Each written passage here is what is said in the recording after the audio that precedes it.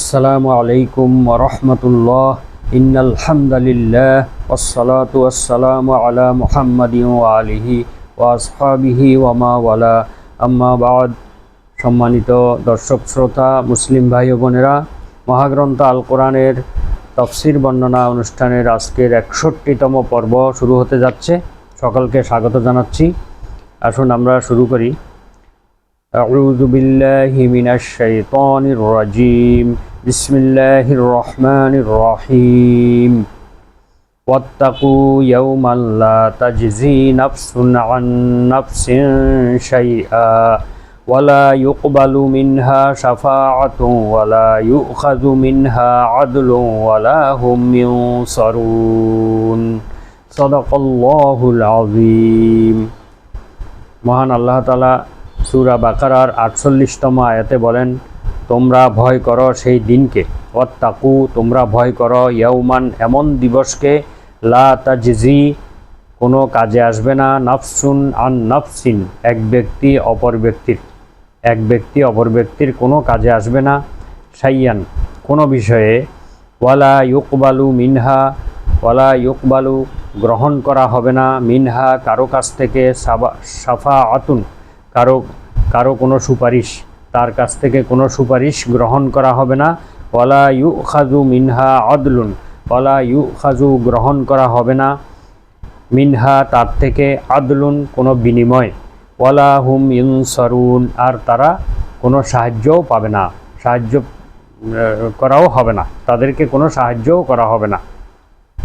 অর্থাৎ এই আয়াতগুলো সবগুলো বনী ইসরাঈলদেরকে উদ্দেশ্য করে বলা হচ্ছে।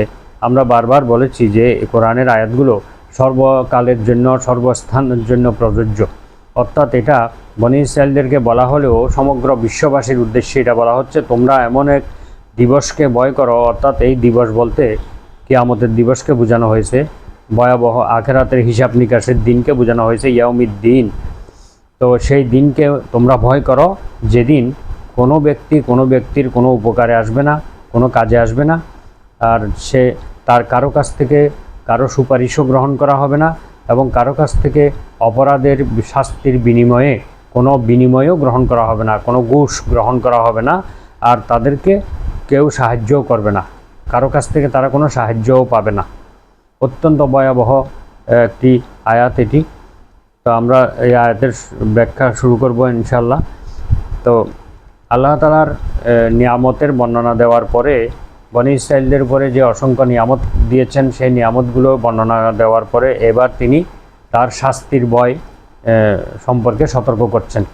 তাদেরকে ভয় দেখানো হচ্ছে এবং বলা হচ্ছে যে তোমরা কেউ কারো কোনো উপকার করতে পারবে না, এবং কারো কাছ থেকে কোনো কেউ কারোর জন্য কোনো সুপারিশও করতে পারবে না, এবং কারো কাছ থেকে কোনো বিনিময়ও গ্রহণ করা হবে না, কারণ সেখানে বিনিময় দেওয়ার মতো কিছুই থাকবে না। দুনিয়ার কোনো সম্পদ সেখানে নিতে পারবে না, সব দুনিয়াতে রেখেই যেতে হবে। সুতরাং ওখানে কোনো সম্পদ থাকবে না, আর তাদের জন্য কোনো সাহায্যকারীও থাকবে না। এই যে আল্লাহ তাআলা অন্য আয়াতে বলেছেন যে ওয়ালা তাজিরু ওয়াজিরাতু উযরা উখরা, সূরা ফাতিরের 18 নম্বর আয়াতে আল্লাহ বলেন, কারো বোঝা কেউ বহন করবে না।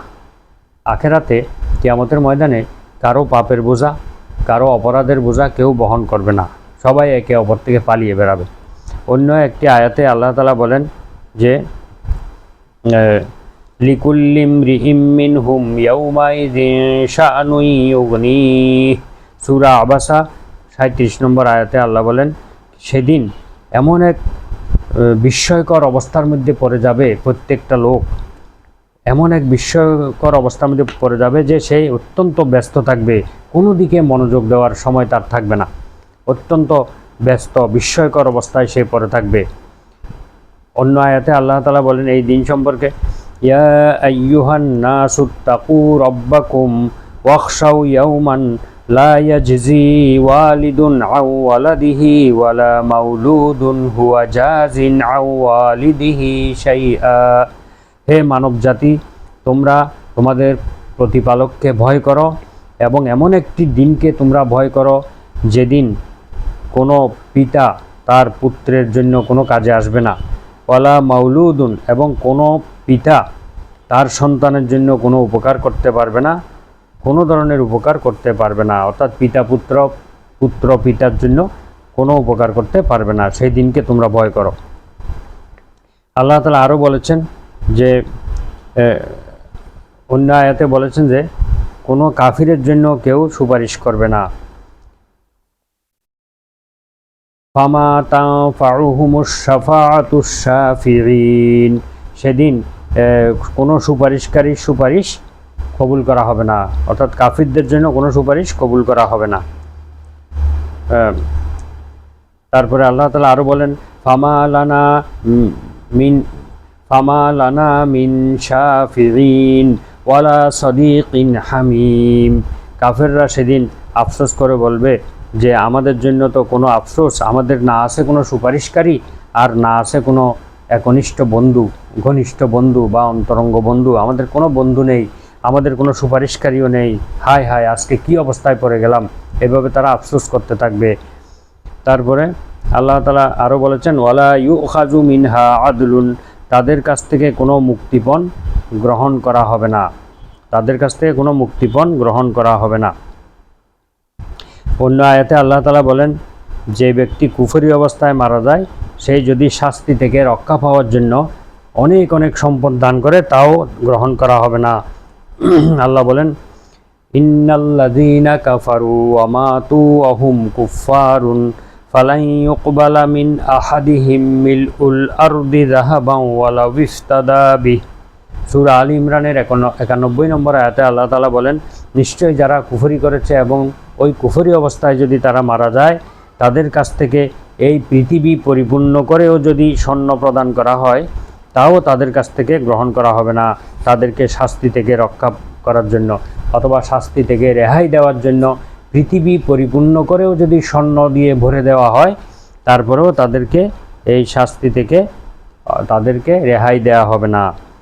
অত্যন্ত ভয়াবহ একটি আয়াত, যে এখানে কুফরি অবস্থায় মারা গেলে সে কোনোভাবেই আর মুক্তি পাবে না, তাকে শাস্তি গ্রহণ করতেই হবে।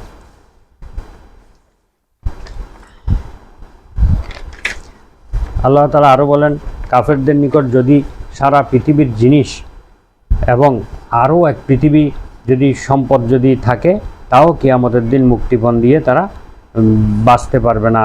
এই ব্যাপারে আল্লাহ তাআলা বলেন ইন্নাল্লাযীনা কাফারু লাউ আন্না লাহুম মা ফিল আরদি জামিআন ওয়া মিসলাহু মাআহু লিয়াফতাদু বিহি মিন আযাবি ইয়াউমিল কিয়ামাতি মা তুকুব্বিলা মিনহুম ওয়া লাহুম আযাবুন আলীম।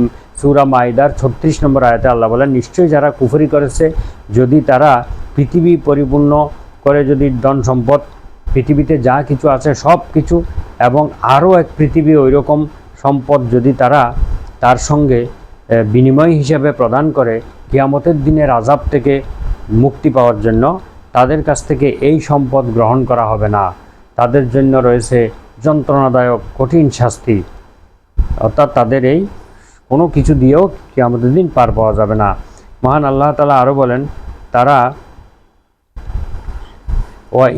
ওয়াইন তা'দিল কুল্লা আদলিন লা ইউখায মিনহা।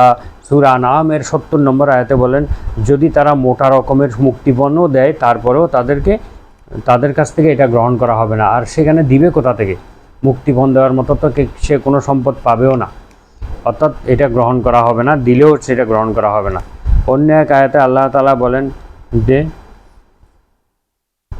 ফালইয়াউমা লা ইউখাযু মিনকুম ফিদিয়াতুন ওয়ালা মিনাল্লাযীনা কাফারু মাওয়াকুমুন নার হিয়া মাওলাকুম। আল্লাহ তাআলা বলেন যে আজ না তোমাদের নিকট থেকে কোনো বিনিময় গ্রহণ করা হবে, না কাফিরদের নিকট থেকেও কোনো বিনিময় গ্রহণ করা হবে।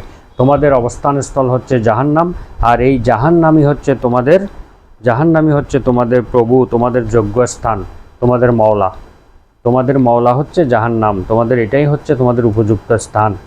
তারপরে আল্লাহ তাআলা আরও বলেন তোমরা ওই দিন আসার পূর্বে তোমরা সৎ কাজ করো, পুণ্য কাজ করে নাও, যেদিন কোনো ক্রয় বিক্রয় এবং কোনো বন্ধুত্ব থাকবে না। আল্লাহ বলেন মিন ক্বাবলি আন ইয়াতিয়া ইয়াউমুন লা বাইউন ফীহি ওয়ালা খুল্লাতুন ওয়ালা শাফাআ। তোমরা ওই দিন আসার পূর্বে সৎকর্ম করো, যেই দিন কোনো বেচা কেনা থাকবে না, কোনো বন্ধুত্ব থাকবে না, কোনো কারোর জন্য কেউ সুপারিশও করবে না। সূরা বাকারা 254 নম্বর আয়াতে আল্লাহ তাআলা বলেছেন। আর সেদিন কোনো বন্ধুত্বও থাকবে না। এখানে আদলুন বলতে আদলুন অর্থে বিনিময় বা বিনিময় ও মুক্তিপণের অর্থ একই, অর্থাৎ এটার অর্থ হচ্ছে বিনিময় বা মুক্তিপণ। কিয়ামতের দিন কোনো মুক্তিপণ দিলেও সেটা গ্রহণযোগ্য হবে না। সূরা ইব্রাহিমের 31 নম্বর আয়াতে আল্লাহ বলেন, লা বাইউন ফিহি ওয়ালা খিলাল, সেদিন কোনো বেচা কেনা এবং কোনো বন্ধুত্ব থাকবে না। মহানবী সাল্লাল্লাহু আলাইহি ওয়াসাল্লামকে প্রশ্ন করা হয়েছিল যে, হে আল্লাহর রাসূল, আদলের অর্থ কী? তিনি বলেন মুক্তিপণ। অর্থাৎ এই আয়াতে যে আদলের কথা বলা হয়েছে, এই আদলের অর্থ হচ্ছে মুক্তিপণ। তার ওয়ালা হুম ইনসারুন, তাদেরকে কোনো সাহায্য করা হবে না। এর অর্থ কী? এর অর্থ হচ্ছে তার কোনো সাহায্যকারী থাকবে না। তো সাহায্যকারী না থাকলে তাকে সাহায্য করবে কে? অর্থাৎ সাহায্য করার কেউ থাকবে না। আত্মীয়তার বন্ধন কেটে যাবে, তার জন্য কারো অন্তরে দয়া থাকবে না এবং তার নিজেরও কোনো কিছু করার শক্তি থাকবে না। এটার অর্থ হচ্ছে ওয়ালা হুম ইনসারুন, তাদেরকে কোনো সাহায্য করা হবে না। তো সূরা মুমিনুনের 88 নম্বর আয়াতে আল্লাহ বলেন, ওহুয়া ইউজিরু ওয়ালা ইউজারু আলাইহি, তিনি নিজে, আল্লাহ নিজেই আশ্রয় দিয়ে থাকেন এবং তাকে, তার পাকড়াও থেকে আশ্রয়দাতা আর কেউ নেই। অর্থাৎ আল্লাহই মানুষকে আশ্রয় দেন, আল্লাহই মানুষকে মুক্তি দেন। সুতরাং তার পাকড়াও থেকে বাঁচাতে পারে বা মুক্তি দিতে পারে এমন কেউ নেই। সূরা ফজরের 25 এবং 26 নম্বর আয়াতে আল্লাহ তাআলা বলেন যে সেদিন কেউ আল্লাহর শাস্তির মতো শাস্তি দিতে পারবে না এবং আল্লাহর বন্ধনের মতো কেউ তাকে বেঁধে রাখতে পারবে না। অর্থাৎ আল্লাহর বন্ধন এমন বন্ধন হবে যে বন্ধন আর কেউ বাঁধতে পারবে না এবং আল্লাহর শাস্তি এমন হবে সেরকম শাস্তি আর কেউ দিতে পারবে না। সূরা ফজরের 25 এবং 26 নম্বর আয়াতে এসেছে। অন্য এক আয়াতে আল্লাহ তাআলা বলেন, মা লাকুম লা তানাসারুন বাল হুমুল ইয়াউমা মুস্তাসলিমুন, তোমাদের কি হলো যে তোমরা একে অপরকে সাহায্য করছো না কেন? বরং তারা সেদিন সবাই মস্তিষ্ক নিচু করে রাখবে, অর্থাৎ সবাই আত্মসমর্পণ করবে। তো আল্লাহ জিজ্ঞেস করবেন, তোমরা একে অপরকে সাহায্য করছো না কেন? অর্থাৎ তারা কোনো কথাই বলতে পারবে না। অন্যত্র আয়াতের মধ্যে আল্লাহ তাআলা বলেন, ফালাউলা নাসারাহুমুল্লাযীনা ইত্তাখাযু মিন দুনিল্লাহি কুরবানান আলিহা বাল দাল্লু আনহুম। মহান আল্লাহ তাআলা বলেন, আল্লাহ ছাড়া যাদেরকে তারা তার নৈকট্য লাভের উদ্দেশ্যে পূজা করত, আজ সেই পূজনীয়গণ তাদের পূজকদের সাহায্য করছে না কেন? বরং তারা তাদেরকে হারিয়ে ফেলেছে। এরা আর কেউ কাউকে খুঁজে পাবে না। যারা এই পৃথিবীতে বিভিন্ন উপাস্যের উপাসনা করেছিল, সেই উপাস্যগুলো তাদের থেকে হারিয়ে যাবে। তারা তাদের কাছ থেকে কোনো সহযোগিতা পাবে না এবং তাদেরকে খুঁজেও পাবে না। এইটাই আল্লাহ তাআলা সূরা আহকাফের 28 নম্বর আয়াতে বলেছেন। এর ভাবার্থ হচ্ছে এই যে তারা হারিয়ে ফেলছে, মানে তাদের প্রমাণাদি নষ্ট হয়ে গেছে, তাদের ঘুষ কেটে গেছে, সুপারিশ বন্ধ হয়ে গিয়েছে, পরস্পরের সাহায্য সহানুভূতি দূর হয়ে গেছে। আর তাদের এই মামলাটি চলে গেছে সুপ্রিম কোর্টে, অর্থাৎ মহান আল্লাহ তাআলার সেই সুপ্রিম বিচারালয়ে চলে গেছে। ন্যায় বিচারক আল্লাহর কাছে চলে গিয়েছে। মহাপ্রতাপান্বিত সারা জাহানের মালিক মহান আল্লাহ তাআলার হাতে এখন বিচারের ভার। সুতরাং এইখানে ওই সমস্ত মিথ্যা মাবুদগুলো দাঁড়াতে পারবে না।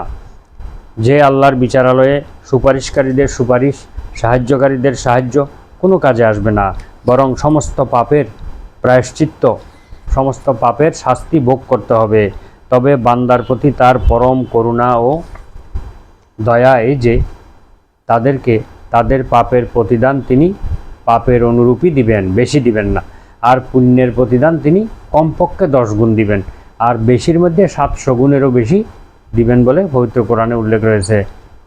আল্লাহ তাআলা পবিত্র কোরআনে একটি আয়াতে বলেন, ওয়াকিফুহুম ইন্নাহুম মাসউলুন, তাদেরকে থামাও, তাদেরকে কিছু জিজ্ঞাসাবাদ করা হবে। অর্থাৎ জাহান্নামে যাদেরকে পাঠানো হবে তাদেরকে কিছুক্ষণের জন্য থামানো হবে এবং তাদেরকে জিজ্ঞেস করা হবে, মা লাকুম লা তানাসারুন, তোমাদের কি হলো, তোমরা কেন একে অপরকে সাহায্য করছো না? বাল হুমুল ইয়াউমা মুস্তাসলিমুন, বরং সেদিন তারা সবাই মাথা নিচু করে থাকবে, আত্মসমর্পণ করবে, কিছুই বলার থাকবে না। আয়াতে এসেছে ইয়াউমা ইয়াফিরুল মারউ মিন আখিহি ওয়া সাহিবাতিহি ওয়া বানিহি। কিয়ামতের দিন মানুষ তার ভাই থেকে, তার স্ত্রী থেকে, তার পিতামাতা থেকে, সন্তান সন্ততি থেকে পালিয়ে যাবে, সব একে অপরের সঙ্গে দেখাও করবে না, পালিয়ে যাবে। সুতরাং এই ভয়াবহ দিন আমাদের সামনে রেখে আমরা কাজ করলে তাহলে আমাদের সকল কাজ ঠিকভাবে হবে। আমরা কোনো অন্যায় করতে পারবো না, মিথ্যা কথা বলতে পারবো না, কাউকে প্রতারণা করতে পারবো না। অর্থাৎ সব সময় যদি আমরা আমাদের এই কিয়ামতের দিনের কথা মনে রাখি, এখানে যে আমাদের ফিরে যেতে হবে, এই বিশ্বাসটা যদি আমরা রাখি, তাহলেই কিন্তু আমরা খুশুর সাথে ইবাদত করতে পারবো, বিনম্রভাবে আল্লাহর ইবাদত করতে পারবো, এবং আমাদের ভিতর থেকে কোনো অন্যায় কাজ বের হবে না। সর্বদাই আমরা ভালো কাজ করব, কারণ আমাদের সামনে একটা আয়নার মতো আমরা আখিরাতকে যেন দেখতেছি। এরকম যদি অনুভূতি নিয়ে আমরা জীবন পরিচালনা করতে পারি, তাহলে আমাদের দ্বারা কখনো কারো কোনো ক্ষতি হবে না। মানুষের উপকার করতে পারলে উপকার করব, বরং ক্ষতির চিন্তা আমাদের মাথায় আসবে না। এই আখিরাতকে ভুলে যাওয়ার কারণে মানুষ আজকে এত বেপরোয়া হয়ে গিয়েছে। মানুষের উপর অত্যাচার করে, জুলুম করে, একে অপরের হক নষ্ট করে এবং অপরাধ জগতে পা বাড়িয়েছে। একমাত্র আখিরাতের চিন্তা মানুষের মাথা থেকে শয়তান ভুলিয়ে দিয়েছে। তাই আমরা সব সময় আখিরাতকে সামনে রেখে যদি জীবন পরিচালনা করতে পারি, তাহলে অবশ্যই আমাদের জীবনে পরিবর্তন আসবে। তখন সমাজের মানুষগুলো সবগুলো অটোমেটিক ভালো হয়ে যাবে। তাদেরকে ভালো বানানোর জন্য কোনো আইন প্রয়োগ করতে হবে না, শক্তি প্রয়োগ করতে হবে না। মানুষ আখিরাতের চিন্তায় আল্লাহ রাসূল সাল্লাল্লাহু আলাইহি ওয়াসাল্লাম সেই আরবের মানুষগুলোর মধ্যে আখিরাতের ভয় তাদের অন্তরে প্রবেশ করিয়ে দিয়েছিলেন। তাই মানুষগুলো সোনার মানুষে পরিণত হয়েছে, স্বর্ণ যুগে পরিণত হয়ে গিয়েছে সেই রাসূল সাল্লাল্লাহু আলাইহি ওয়াসাল্লামের যুগ, সাহাবায়ে কেরামের যুগ। সুতরাং আমরা আখিরাতকে গুরুত্ব দিয়ে জীবনের সকল ক্ষেত্রে আখিরাতকে সামনে রেখে আমরা পথ চলব, তাহলে আমাদের পথ চলা সঠিক হবে, আমরা মুক্তি পাব। আল্লাহ আমাদেরকে তৌফিক দান করুন, আমরা যাতে আখিরাতে মুক্তি লাভ করতে পারি। আমিন। ওয়া আখিরু দাওয়ানা আনিল হামদুলিল্লাহি রাব্বিল আলামিন। আসসালামু আলাইকুম ওয়া রাহমাতুল্লাহ। সুবহানাকা আল্লাহুম্মা ওয়া বিহামদিকা আশহাদু আল্লা ইলাহা ইল্লা আনতা আস্তাগফিরুকা ওয়া আতুবু ইলাইক।